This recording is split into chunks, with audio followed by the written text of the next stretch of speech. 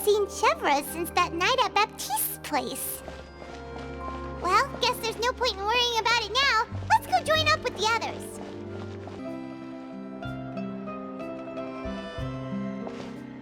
Good morning! Hayaka and I were just talking about you. Is Chevreuse still not joining us today? Probably not. We haven't seen her either. Huh? That's such a pity. Director Farina said that we've only got a few small scenes left before wrapping up the entire thing. She even said that she'll get me into a couple scenes, so everyone will have a chance to shine in front of the camera. We were also planning on having a victory feast once we're all finished filming. You can join us, right? If only Chevreuse was here. I still haven't taken a photo with her. I'm afraid that can't be helped. Those special patrol folks are like phantoms when they've got a case on their hands. But to be honest, I'm even more concerned by what I read in the Steambird earlier this morning. It said that the killer in the murder case was none other than the author of the Two Musketeers. Oh yeah, I heard about that too. He came forward and confessed his crimes, but gave no explanation as to why he pulled the trigger. We didn't know about this case at all when we joined the film. Is it going to affect the reception of our work? From a pure publicity standpoint, this will draw a lot more attention to our film. I have to say, though, that no director can be perfectly comfortable with garnering attention through means other than artistic skill.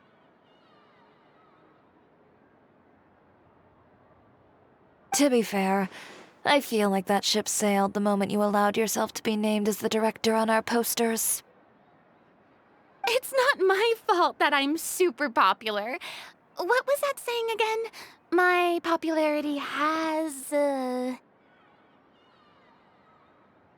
Sunk to an all-time low? spread to the four corners of Tibet.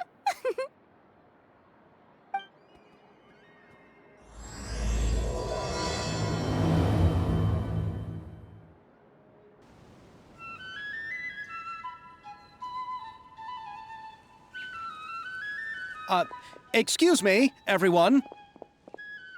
Xavier! Feels like it's been ages since we last saw you.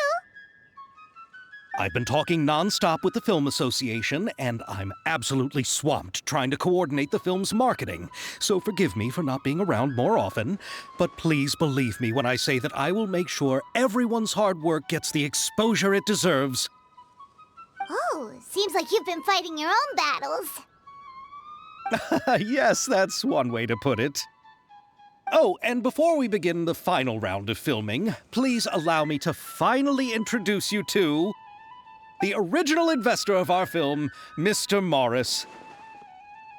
A pleasure to meet you all. Yes, glad to make your acquaintance, Mr. Morris. We've heard about the issues you've encountered with your financial situation, and genuinely hope that things have taken a turn for the better. Oh, well, the situation has, indeed improved somewhat. Don't worry, Mr. Morris. Accidents and last-minute challenges happen all the time. There's no need to blame yourself over it. The good news is that we're almost done filming now.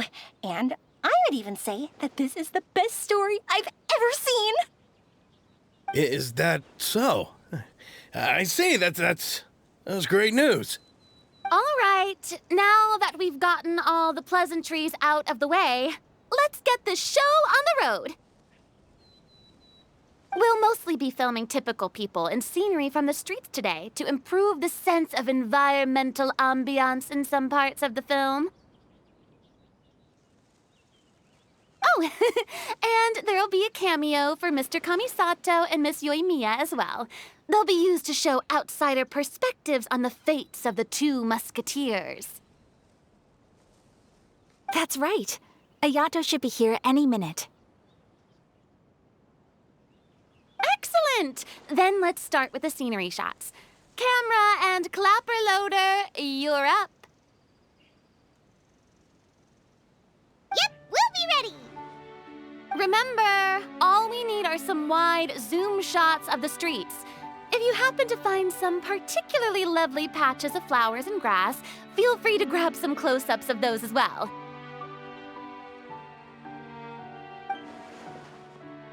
Ready? Lights! Camera! Action!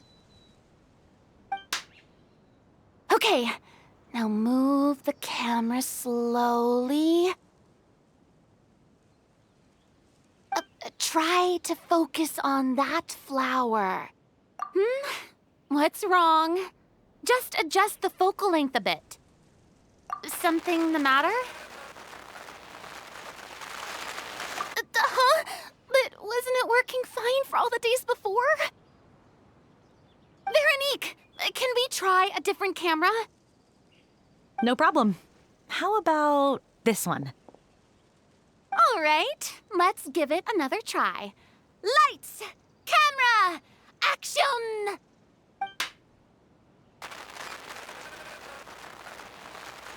Don't tell me. This one is broken too? Veronique, do we have any other spare ones we can use? I'm afraid we only brought these two today. What? Then go find a workshop to get them repaired right away. Oh, and you too, Bono. Go find our spare camera in the warehouse and bring it back to the set. On it. Greetings, everyone. My apologies for the delay. Is something the matter, Ayaka? It seems like there are some issues with the filming equipment today. We're stuck for the moment. I see. Well, let's not just stand here twiddling our thumbs. Actors, to the makeup booth. We'll start on the next scene as soon as we get a working camera. The people at the workshop told me that the part which holds the lens in place seemed to have fallen off. That's super strange. It was perfectly fine just yesterday. Well, no time to dwell on that now. Let's get back to filming. Ahem! Quiet on set! Places, everyone! Lights! Camera! Action! By the way, have you heard about that recent murder case? Yes, I have. It seems that they've caused quite the commotion in the city. I heard that the chief of the guards is so mad about not catching the culprit that he's about to explode. Oh? I find that quite hard to imagine, considering how he already looks most days. Director, we have a problem. Oh, we're in the middle of a take! Couldn't you wait until we wrapped up this scene? No, Director, our film, all the finalized film that we've been keeping in the case has disappeared. Oh, wait, well, what did you say? Mr. Bono, please take me to where the film was kept right away.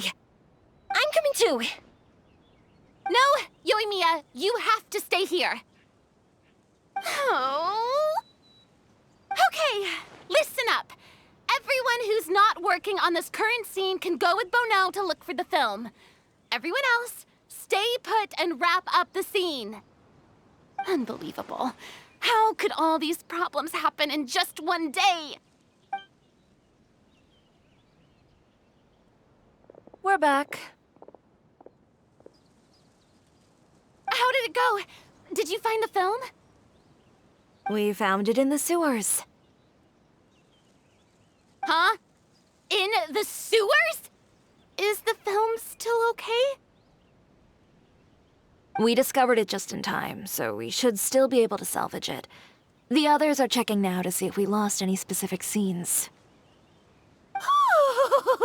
You scared me for a moment there. I nearly thought we had lost everything. I really don't want to experience that feeling of despair again.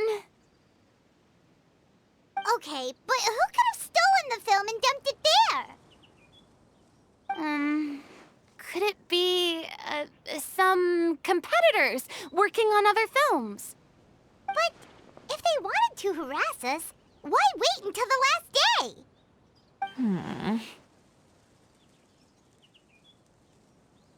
Okay, we don't have time to really look into it right now. Let's strike while the iron is still hot and wrap this thing up once and for all. Yeah, let's finish it.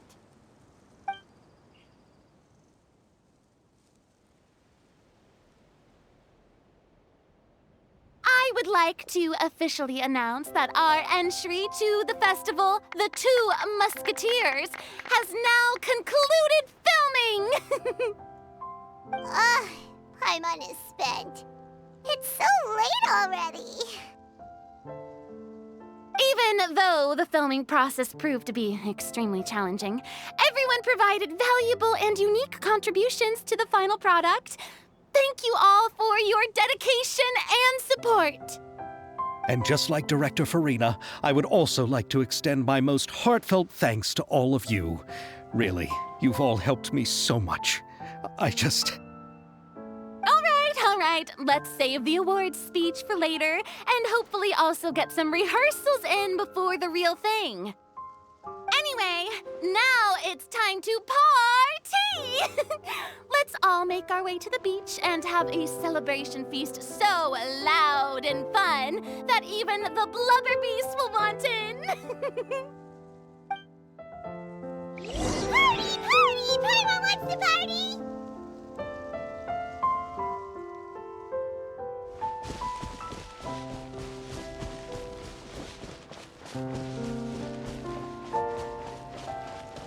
Whoa, this place is hopping. Everyone's finally getting to relax after wrapping up the film. Let's go chat with someone. Have you ever seen a fireworks show, Mr. Morris? It's pretty amazing. I'm afraid I haven't, but I'll take your word for it.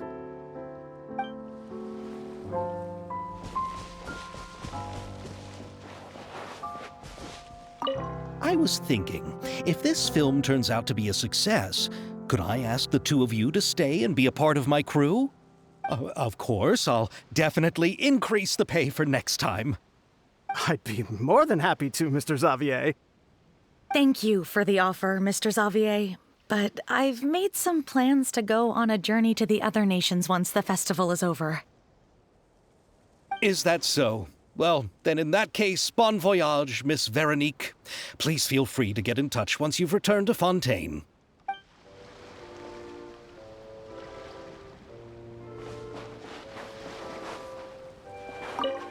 Oh, this is turning out to be quite the party.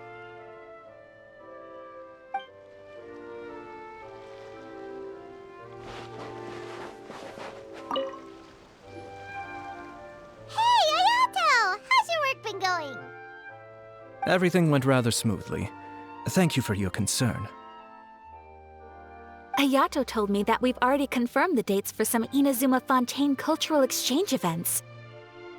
So the next time we visit, we'll be doing so in our capacities as the representatives of the Yashiro Commission. Oh, that's great! Then maybe Paimon will be able to find Fontaine detective novels in Inazuma from now on! Oh, wait. Wouldn't Yae Miko get upset if that happens? That would be stealing some of her business. You've got a point. She's always complaining that light novels have become bland and too predictable after all. The cultural exchange won't only feature literatures of both nations, of course. We have also made plans for cross-cultural engagements in the fields of gourmet cuisine, toy making, and artisan craftsmanship. Whoa! Paimon's getting super excited now! When the time comes, be sure to visit and participate in all the events.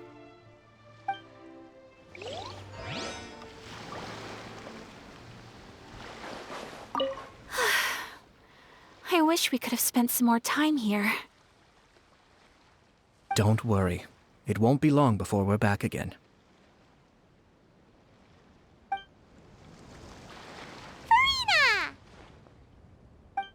Oh, my darling clapper loader and camera operator. You've both worked really hard. Paimon thinks you worked even harder than us. Honestly, Paimon was getting a little tired of playing with the clapperboard by the end of it. Worst of all, Paimon started having dreams of you shouting, "Lights, camera, action!" into Paimon's ears. The actual dream can't even start until you've yelled that. Hey, if anything, shouldn't I be more grand and delightful than your dreams? We've been through so much together, and that's how your brain remembers me? That's not Paimon's fault. We've just used the clapperboard too much lately. Anyway, what's most important is that we've wrapped the film. I'm pretty confident that we'll take first prize. Hey, no need to mention the official name. Wait, now that you mention it, if we did win the prize, would Farina just get a statue of herself? Come on, I don't need that kind of attention. Xavier can accept the reward on our behalf. But just imagine! Farina accepting the Farina Award and holding a Farina statue. I'm going back to my dessert now. You all can keep discussing that on your own.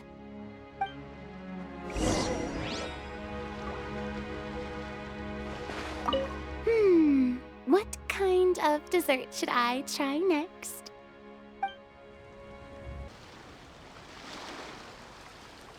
Chiori!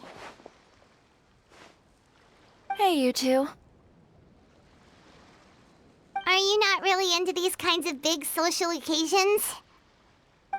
Not particularly. But this is still better than Fontaine Fashion Week. But if this film becomes a big hit, people will definitely come flocking to your shop. Yes, that's highly likely. As long as the film can premiere as planned. Are you still worried about the case? That and all the obstacles we had to face today. You're right. It's as if all our bad luck just manifested at once. But why today of all days?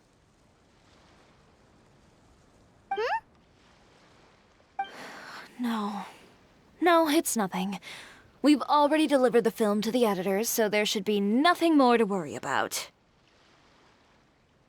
How are you doing, Mr. Morris? You having a good time? Well, you could say that. Do you happen to know when the party is scheduled to end? Judging by how much fun everyone's having, I'd say probably not until well after midnight. Is there something that you still have to take care of at home, Mr. Morris? Oh, well, I'm just not a late night person, so I might take off shortly. Oh no! Silly me. I almost forgot something super important. Oh, what is it? I prepared a whole batch of fireworks for the party, but I forgot to bring them over from the warehouse. Fireworks, you say? Well, that's, truly a pity.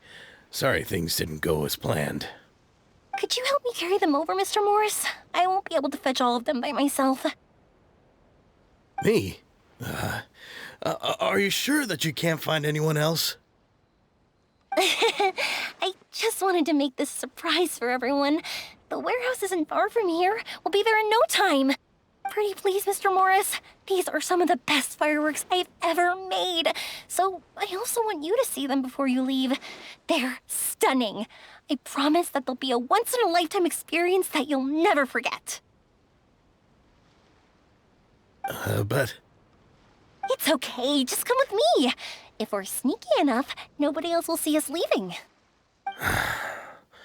All right. The warehouse is right over here. I moved the fireworks there in advance, so it shouldn't be too much work bringing them back. It's still a ways away from the party.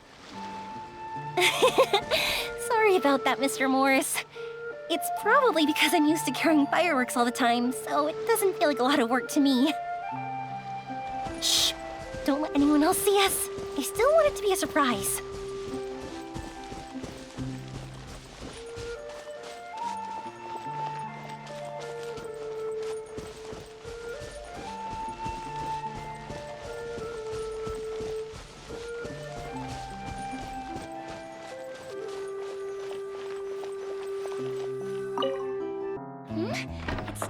here. Wait here, Mr. Morris. I think the light switch should be somewhere over here. Why did I have to get roped into this? What was that?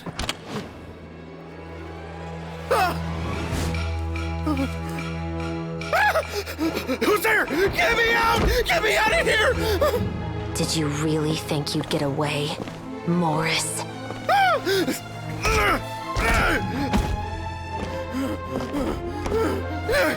You've got the wrong guy. It wasn't me. I'm not the killer. You know, Eliza died a far more heroic death than this. She fought your assassin to the end, to save the children she had hidden beneath the floorboards.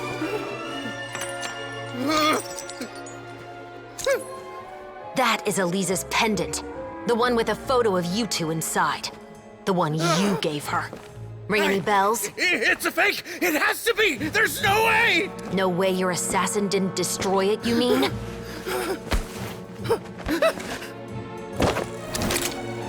Did you ever love her, Morris? Or was killing her always the plan? No, please. Listen to me. I told Eliza to keep us a secret. I paid her plenty for her silence. I never thought she'd keep the child. Everything was gonna come out, and I had no choice. She'd force my hand. No! I'm begging you. I have money. Just name your price, please. You can keep your Mora, and you can go to hell.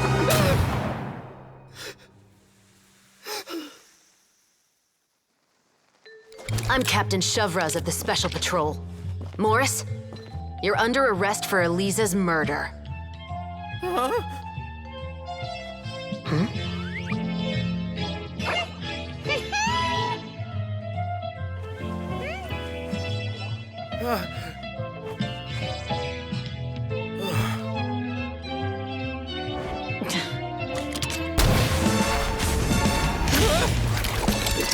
You're under arrest too, prop manager Veronique.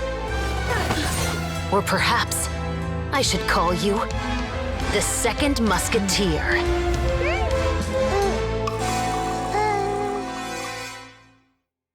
Wait, what's going on? This wasn't in the script.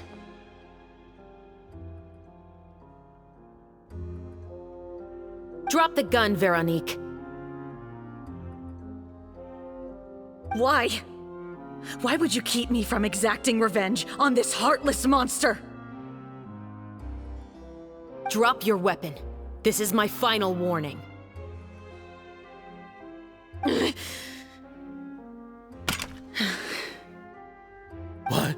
What is going on? Do I have to spell it out for you, Morris? Everything that took place just now was staged to get you to confess the truth. But this last part is all improv, of course.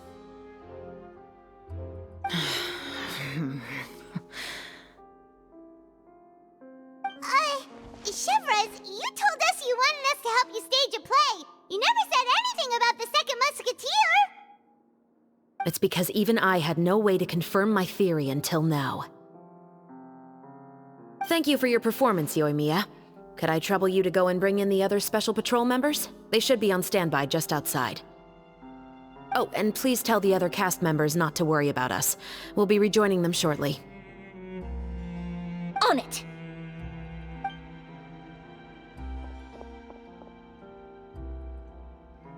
So what do you think, Morris? Care to talk about what happened 20 years ago? My patience is limited, you know. Don't force me to take you back to the interrogation room. I'd wager that you wouldn't last for more than a minute in there. With the recording we made, you have no chance of winning in court. Cooperating with us now is the most practical move. All right. I'll talk. I hired an assassin to murder Eliza. She once worked as a maid on my family's estate. She was very beautiful, and after some time I fell for her. We kept our relationship a secret and carried out an affair for some time, but it wasn't long before she became pregnant. And if my parents ever found out, they would have stripped me of my inheritance and status, driven me out of my home. I also didn't expect Lynnsa to insist on bringing the pregnancy to term. She even asked me to leave my family and travel far, far away with her. She believed that you were truly in love with her. I didn't have a choice. I gave her a large sum of mora, told her to leave the family and to get rid of the baby. But then years later, she sent me a letter. There were photos of 2 children, and she even asked if I could find some time to visit them. Huh? 2 children? Paimon thought Baptiste was the only... you mean... Even if she had the children against your will, you could have just ignored the letter entirely. Why kill her? I had just gotten engaged to be married to an heiress from another wealthy family. So if anyone were to find out about Lynnsa, my life would be completely ruined. I didn't have a choice. No. You always had a choice. You just made the wrong choice. Again. Do you know how it feels to watch your mother be killed right in front of you? My brother and I were hardly even school age yet. We were hidden beneath the floorboards, grasping each other's hands like a lifeline. We were so terrified that we didn't even know we could ever take a breath. All we could do was to watch Mother try to fight back, and then collapse to the floor. Even after the assassin left, we were still too terrified to leave our hiding spot. We thought that he might come back. It was only until the next evening when we finally climbed out and gathered around our mother. But she had already become cold and stiff to the touch.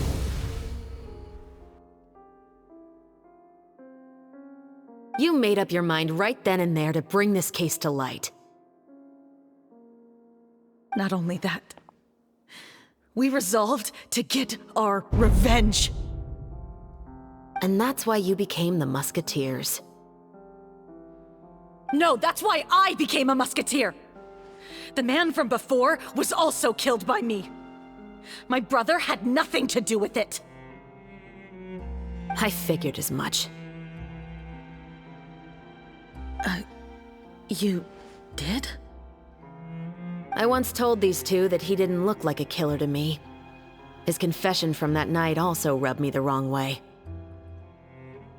I think what really tipped me off was, how could I not feel a sense of regret in him?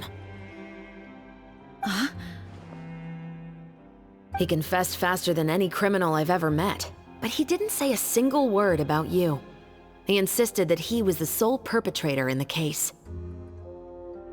But after the questioning ended, I disassembled the musket we dug up from his backyard, put it in front of him, and told him to reassemble it. Wanna guess how far he got? He had no idea where to even start. He's never touched a gun in his life. Based on that, I determined that he was not acting alone. He only surrendered himself to draw our attention and create a moment of opportunity for his partner. So, I decided to play along.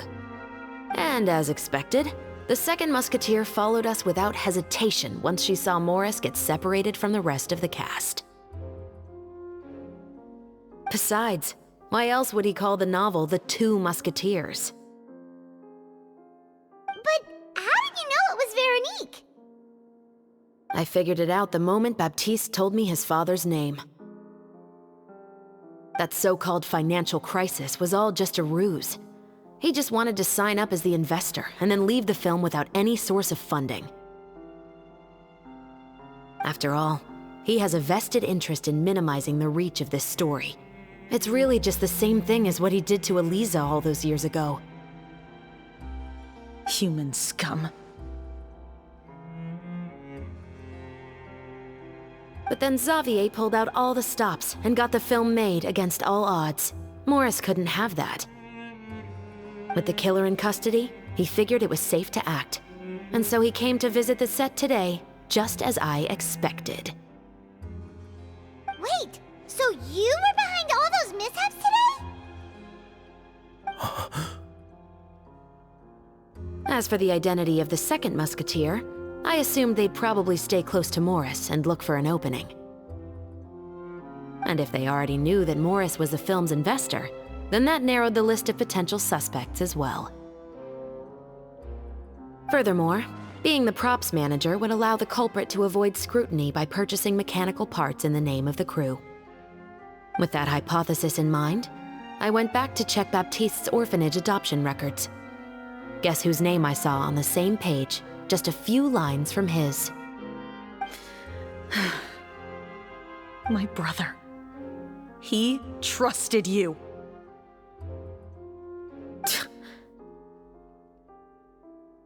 As in, he trusted me to perform the deed on his behalf? He trusted you to stand on the side of justice. I am. I thought you could do it as well. Oh, the look on your face when you told him to go to hell. I really thought you'd put a bullet in his brain.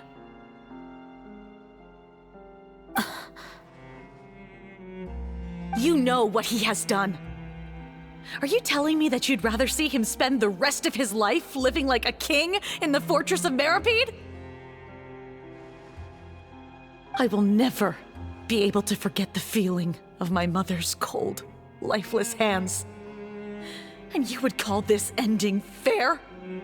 Is this what you call justice?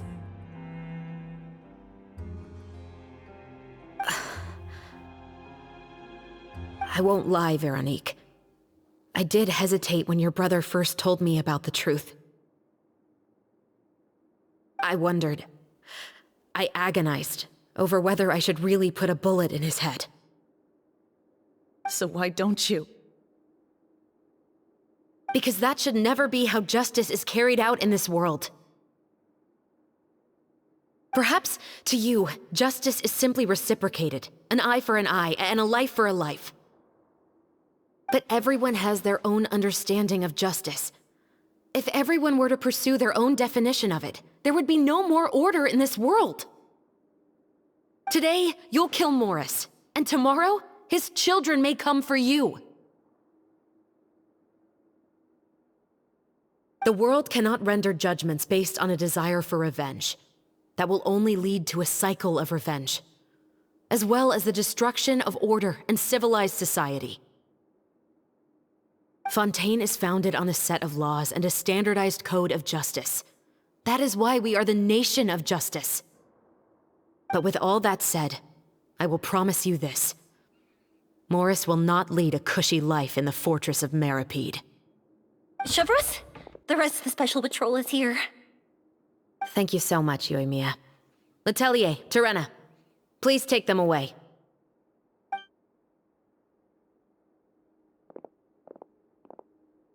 I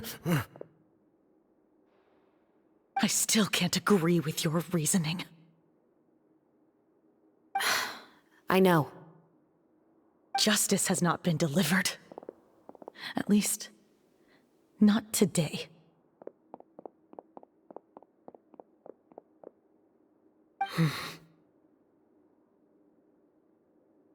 Chevreuse. Let's go. We should give an explanation to the crew. Thank you for your concern. I'm fine. I'm just thinking about the things in life that have driven people to take justice into their own hands.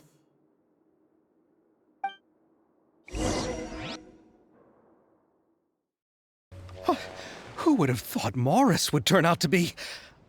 I'm at a loss of words. How could he have done something like this? I'm just glad that you're all safe and sound. Who knew that such a labyrinth of cases would be behind this story? Well, what should we do now? We have a finished film, of course, but should we still go ahead with the premiere? What do you mean? Shouldn't you be even more motivated to spread the word now that you've learned the truth? Chiori is right. I'd also like more people to see this story for themselves. But the real ending of the story seems to have deviated somewhat from the one in the script. Is that still acceptable to you, Miss Chevreuse? The call is yours. We still have time to reshoot an ending if that's what you'd like. No, it's fine as is. I like what we have for the catharsis. Romanticism is what gives works of art their appeal. Fiction is able to explore means of restitution that could never work in real life. Just like the real world, the world of stories also has its own set of rules and justice. These different possibilities are what initially drew me to reading in the first place. Sounds good to me. I support your decision. What about Veronique? Will she be okay? She will soon face her judgment alongside her brother and Morris. If I had to guess, they'll probably all be sent to the fortress of Meripede. I'll make sure to give Risley a heads up about it. Oh, you mean that kind of heads up? Exactly. Ahem. All right, then the matter's settled. Now that everything's been taken care of, there's no reason for us to keep looking all gloomy and grumpy. Let's get back to the feast and enjoy each other's company. We'll be starting the post-production process tomorrow. You should join us, Chevreuse. You missed the first few hours of the party, didn't you? All right. Count me in. Then I'll wait for you over there. There's still some good news that I'd like to share with Chevreuse. Traveler, Paimon, could you wait for me by the sea after the party ends? I'd like to go on a brief walk with the two of you. Thank you very much.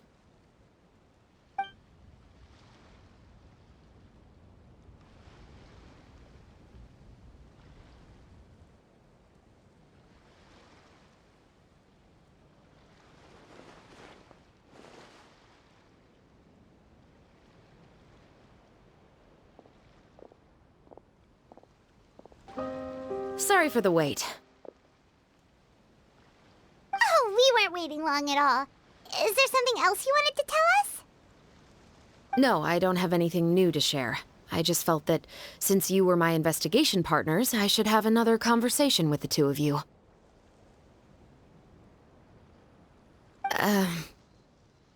Traveler, how would you have responded to Baptiste's request if you were in my shoes?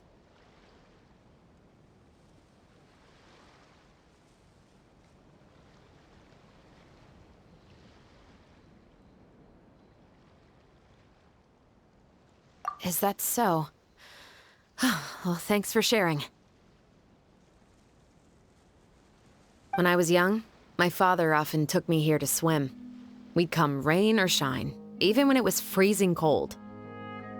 He told me that swimming was the best activity to train one's strength of will. You could never give up before reaching the shore, especially when the water was cold. Oh? Why's that? Because the moment you give up would be the moment you die. At that point, I still hadn't received my vision. One winter, the chilly wind felt almost like knives on my skin, and the seawater was so frigid that it numbed my toes the moment I stepped in. I cried and begged my father to spare me from having to swim across, but he wouldn't listen. He used to be a member of the Special Patrol as well. You could say it was his way of educating his children. That sounds awful. When he saw that I wouldn't stop crying, he just picked me up and tossed me into the icy water. The bone-chilling cold took away my senses. I couldn't feel anything but fear and rage. I waited for my father to save me, but one look and I knew he'd already started swimming for the opposite shore. I realized that if I were to give up, I really would die right then and there.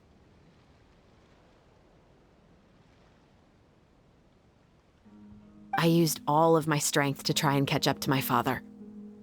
Those few minutes felt longer than my whole life up until that point. I did, however, make it to the other side. I've never felt afraid about anything in my life after that. nor have I ever cried again. That way of teaching would have never worked on Paimon. Yeah, I don't think that was the right method for anyone. It's just that, working now as I am in the pursuit of justice, I still sometimes feel like I've been tossed into that winter sea all over again. The anger and the helplessness. Chevreuse.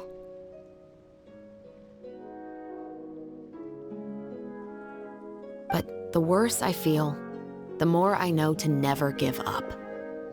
The alternative would be to forever lose myself among the waves. Anyway, how about a race? Neither of us will drown, but we can still see who swims faster. You guys go ahead. Paimon will grab the clapperboard to mark the start of the race.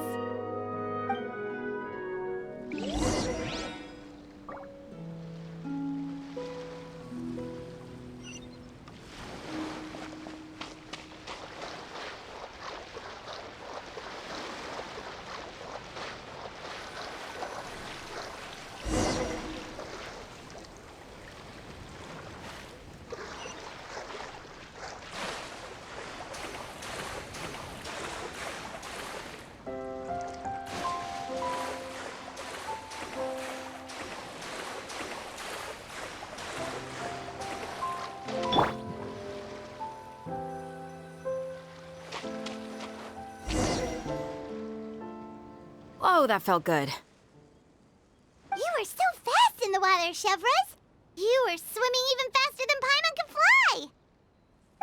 So, about the special patrol, did you join because of your dad? Partly, but I'd say I was more inspired by the heroes I read about in stories growing up. Oh, so it's due to your love of stories. Of course, it was only after I joined the Special Patrol that I learned that truth is often stranger than fiction. Come on, let's walk a bit more.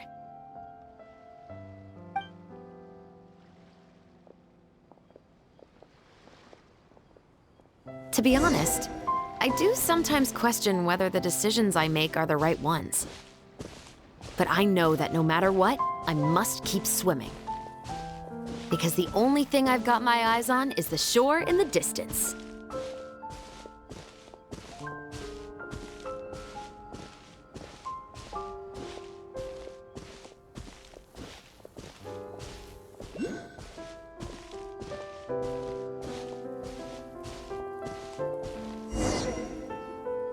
Thank you for coming on this walk with me. I feel a lot better after getting all that off my chest. Huh. We're nearly back at Baptiste's house. Huh, you're right. I didn't realize we were so close. He really did plant a lot of flowers. It's just like how he described it in the story. Huh? Wait. Paimon, Traveler, look! The rainbow roses in the garden. They're in full bloom now.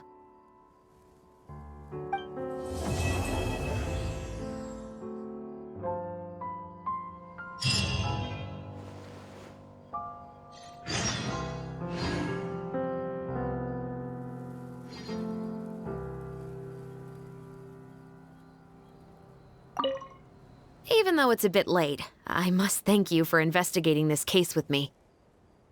Not on behalf of the Special Patrol this time. It's a personal expression of gratitude from yours truly. Oh, you want to hear more about my father? To be honest, I didn't spend that much time with him. He was always busy with the Special Patrol, so he would often return home really late at night. Some nights, he didn't come home at all. Once, he didn't come home for a long time, maybe a whole week or so. When I went out to buy food, I learned that he had become a criminal, and by extension, that made me a criminal's daughter. But we can talk about that another day. I actually have a lot of sympathy for Veronique and Baptiste. I can understand the hatred they feel for their father. But that doesn't mean I'll allow them to walk the path of evil, even if it might lead to another sense of justice.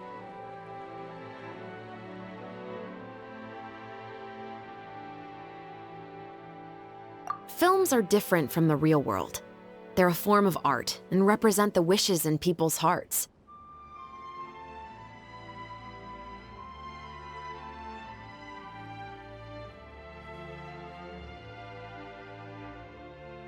I adore the two Musketeers, and I'm very happy to have had the opportunity to act the role as one. I can't wait to catch the film when it premieres in the Opera House. I'm looking forward to seeing the audience's reaction to the climactic ending. Thank you for looking out for me. I'll see you at the award ceremony. I'd be very surprised if we don't win.